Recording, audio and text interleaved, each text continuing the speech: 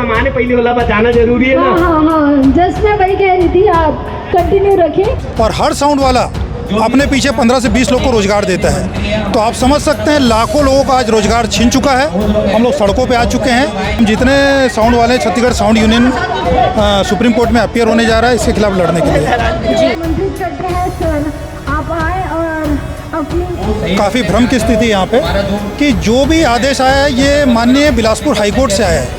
अगर ये supreme court का आदेश होता तो पूरे भारत में इस वक्त साउंड सिस्टम बंद हुआ रहता। क्या साउंड सिस्टम बंद हो पाएगा?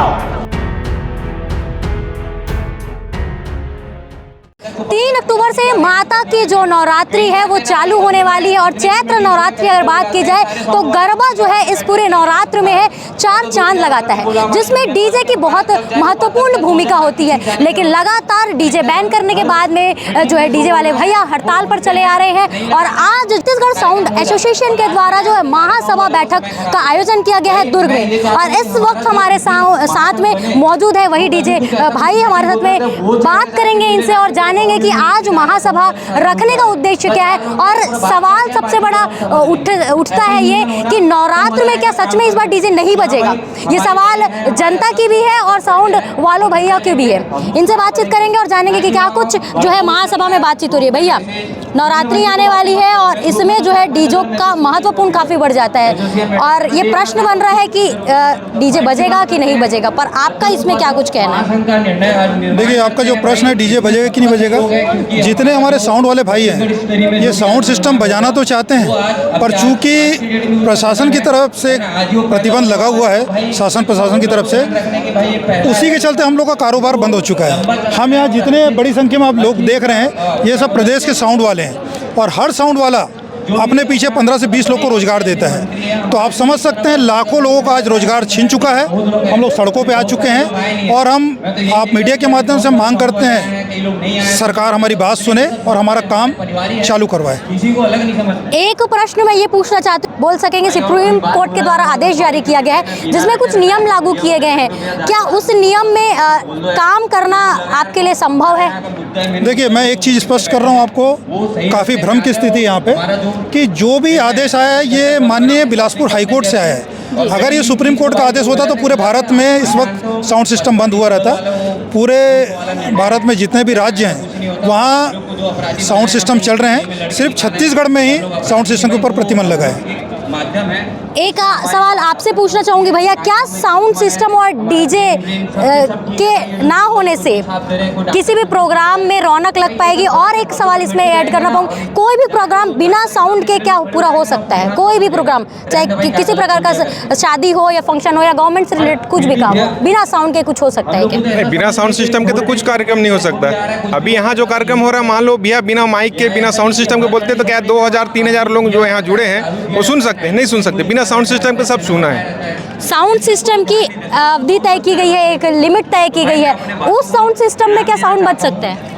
नहीं, देखिए, उस साउंड सिस्टम को जो लिमिट तय की गई है वो सुप्रीम कोर्ट के द्वारा तय की गई है। और सुप्रीम कोर्ट के द्वारा ये भी नहीं तय की गई है कि कहाँ पे किस डेसिबल में किस उसमें उसका उपयोग किया जाएगा।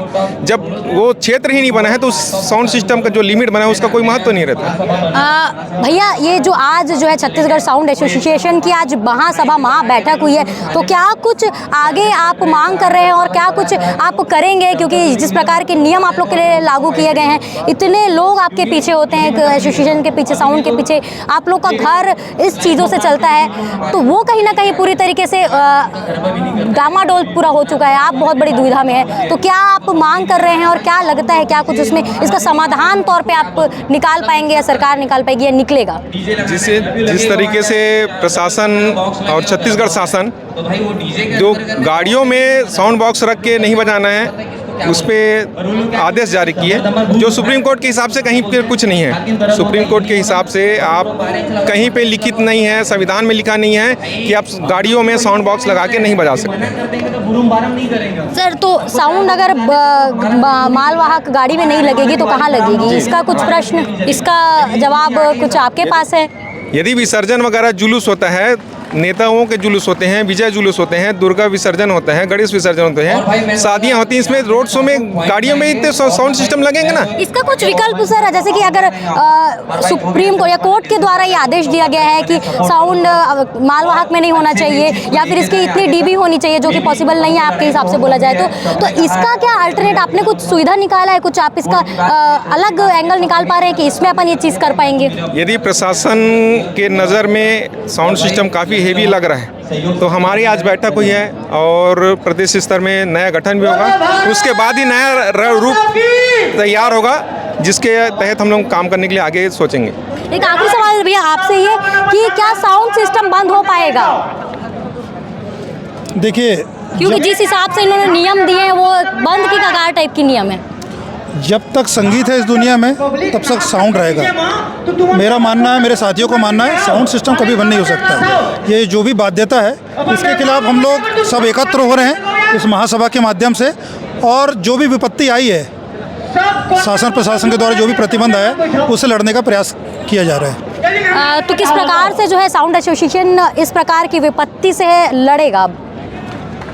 देखिए, हम आज एक छत्तीसगढ़ साउंड यूनियन का पुनर्गठन करने जा रहे हैं ताकि सबको एकत्र किया जाए, छोटे बड़े जितने भी साउंड वाले, और वो एक तरीके की लड़ाई हुई एकत्रीकरण की। दूसरी हमारी लड़ाई है कोर्ट के माध्यम से। हम जितने साउंड वाले Chhattisgarh sound union supreme court में अपीयर होने जा रहा है इसके खिलाफ लड़ने के लिए। जी, तो आपने तमाम भैया लोग को सुना, क्या कुछ इस आम सभा का उद्देश्य है कि गठन अभी जो है पूरे छत्तीसगढ़ के द्वारा मिलकर जितने भी साउंड सिस्टम उनके द्वारा एक मुहिम चलाई जा रही है, एक कोर्ट में लड़ने की प्रक्रिया, तमाम चीज़ें यहाँ पर लागू करेंगे। लेकिन प्रश्न सवाल अब भी सवाल के रूप में ही बैठा हुआ है कि आने वाली नवरात्रि में डीजे बजेगा तो कैसे बजेगा, और जिस प्रकार के निर्देश जो है सरकार के द्वारा दिए गए उसमें क्योंकि बजना पॉसिबल नहीं है, तो ये अब भी सवाल का विषय है कि आने वाले त्यौहार में कैसे डीजे जो है आपको दिखेगा।